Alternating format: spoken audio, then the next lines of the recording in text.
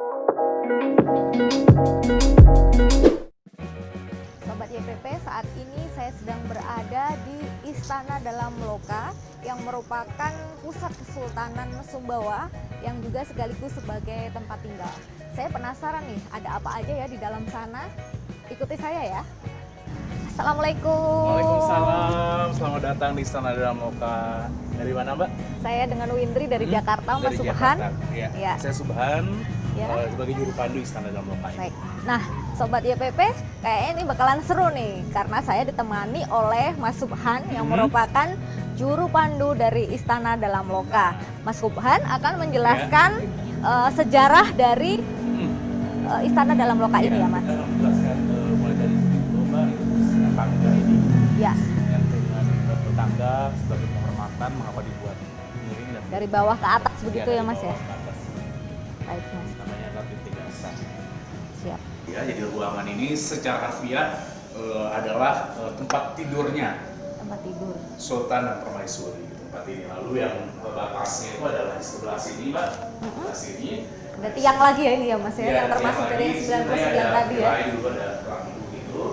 Di sini tempat Sultan bertemu dengan Perdana Menteri atau orang-orang penting sebelum mereka kan nggak boleh masuk ke kamar ya, karena pribadi. Untuk menerima Ya, tamu menerima ya. tamu, Ruang terus, meeting gitu begitu ya, kalau ruang zaman meetingnya, sekarang ya. sama di bagian atas ini ada kayu-kayu. Warnanya kelihatan beda ya. Warna beda, dan yang penanda yang paling dapat kita lihat yang di sini ada ukirannya, Pak. Oh. Ini ada ukirannya, ini asli, belum pernah diganti. Ada ukiran-ukiran hampir belum semua bagian ini ada seperti ini, tapi karena Usianya ratusan tahun ya. tahun dan perlahan-lahan juga rusak, dan juga ada yang diganti dengan yang baru-baru yang tidak ada ukirannya seperti ini. Berarti yang ukiran ini yang masih asli ya, Mas ya. Posisi dapur itu dekat dengan inap pengasuh, ibu-ibu yang mengasuh putri-putri dan lain-lain. Dan mereka seperti yang saya sebutkan tadi, di lantai 2 itu tempat putri-putri itu akan diam dan bermain, membuat kain tenun dan lain-lain di atas. Nah, kita lihat nih, Mbak, di atas ada jaring-jaring yang berlubang-lubang seperti ini. Kenapa? Karena putri-putri itu kalau dulu waktu mereka mau minta makanan, minuman dan lain-lain untuk kebutuhan mereka, mereka tidak turun dari Lewat sini. ngomong aja, karena dulu belum ada WhatsApp, Oh, belum siap. ada makan Jadi pesan biar online. dengar ya suara Ya, putri-putri. kayak keras mau makan karena ini pengasuh mereka, makanya ruang pengasuh itu posisinya dekat dengan dapur. Yang memasak itu juru masak khusus atau Juru masak istana. Juru Iya. masak istana Juru ada masak istana ada, khusus sendiri juru masak istana. Makanya di setiap di ini namanya kampung kelurahan Bugis, kelurahan Pekat, kampung Pekat ini ada beberapa tempat menjual makanan-makanan tradisional yang ya UMKM gitu, yang bisa dibeli dengan harga ya ngetan 10.000 sampai 8.000. Karena memang juga mereka keturunan dari juru masak yang di sini sekitar rumah ini, makanya mereka tetap melestarikan dan dapat resep-resep masakan. Jadi hampir semua beberapa di dekat kampung di sekitar Dalam Loka ini adalah tempat menjual makanan tradisional Sumba khas. Seperti apa makanan khas yang mendapatkan resep khusus tadi? Ada sepat, singa, kayak gitu Sepat seperti ya, kemarin yang seperti. seperti kami coba Betul, pernah mencoba ya. betul sekali. Nah, ini beberapa ruangan tempat kamar-kamar tidur ya. Dan ini kalau ada, ini juga digunakan sebagai tempat tidur juga kalau rame dan ada aktivitas kerajaan. Perempuan, tapi hanya perempuan saja yang boleh khusus tinggal di menginap dan tidur di tempat yang ini. Nah, kita bisa lihat di ini namanya ruang lunyuk emas. Jadi tadi ada lunyuk agung, ini adalah ruang lunyuk emas. Seperti yang penempatannya ada tempat berkumpul juga khusus wanita. Jika ada aktivitas kesultanan yang besar di lunyuk agung, pintu besar ini akan ditutup dan hanya ke gawat kerja kecil di sebelah sini. Kenapa seperti itu? Nah, karena memang interaksi antara persyariatan Islam, interaksi antara perempuan dan wanita sangat dibatasi. Laki-laki dan perempuan tidak boleh terlihat secara bertemu tetap muka secara langsung dan lain-lain, hingga interaksinya juga dibatasi. Nah, di sebelah sini ada dua ruangan yang sama, seperti yang saya sebutkan tadi. Filosofinya diambil dari dua kalimat syahadat. Ada dua bangunan cakra ini, sebelah kiri dan sebelah kanan. Dan ini jumlah anak tangganya itu ada 17. Kenapa 17? Tangga ini ya, Mas ya? Ya, anak tangga ini 17 karena melambangkan jumlah rakaat dalam sholat, 17 kan. Dan yang sebelah kanan juga ada Tangga? juga itu 13 jumlah rukun sholat. Ya, jadi 13 rukun sholat. Bisa jelaskan Mas yang bagian ini? Baik, di sini kita bisa lihat dulu seperti yang saya sampaikan di awal. Ini ada 3 istana, dan di mana ketiga istana ini 2 di antaranya sudah ditetapkan sebagai BCB, yaitu adalah benda cagar budaya oleh Bupati. Jadi sekarang oleh Bupati dan ada tim ahli cagar budaya bahwa pengolahan dan hal-hal lainnya sudah diatur seperti itu, Pak. Nah, ini yang pertama di Istana Dalam Loka, yang sekarang ada saat ini yang tadi saya bilang Istana Bala Putih. Disinilah Sultan Muhammad Harudin III menghabiskan masa jabatannya di tahun 1958. Baik. Ada bangunannya pada 2017 sempat terbakar, hangus. Sekarang sudah masa renovasi kembali, pembangunan ulang kembali, dan alhamdulillah hampir 60-70% pembangunannya kembali.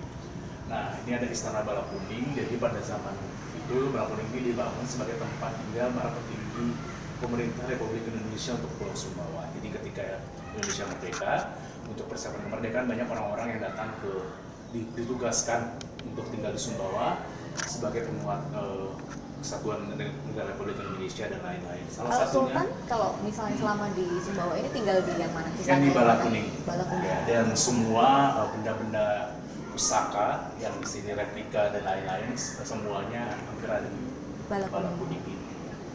Nah, ini ada beberapa bendera kesultanan, bendera macan putih dan bendera lipan api. Ini yang bendera yang pernah dipakai, bendera kesultanan yang dipakai oleh Jenderal Mayo. Jadi Jenderal Mayo itu adalah sebuah nama jenderal yang melindungi kepala kapten itu yang melindungi perairan Sumbawa, dan Sultan memberikan hadiah berupa bendera kesultanan. Dan sekarang bendera ini diberikan kepada keturunan beliau yang tinggal di Pulau Bungin, pulau buatan terpadat yang ada di dunia yang saat ini ada di Kecamatan Alas. Nah, ini foto siapa, Mas? Ini foto Sultan Muhammad Harudin IV yang saat ini sedang menjabat sebagai Sultan bersama istri beliau, dan nama beliau juga mungkin sekarang dipakai sebagai nama bandara. Iya, Bandara Muhammad Sultan Harudin. Ini tadi yang kita lihat, saya sudah jelaskan. Maaf, beliau sering ke Sumbawa? Sering ke Sumbawa 1 bulan sekali, bahkan lebih rutin lagi jika ada hal-hal yang bersifat ada event-event nasional misalnya. Kemudian beliau akan tinggal di Istana Bala Kuning. Kuning. Dan ini beberapa ini juga yang saya bilang tadi, ketika dulu kan orang bawa bado, bawa senjata tradisional. Tradisional. Jadi ini tidak boleh dibawa ke dalam istana, diletakkan di luar yang tempat.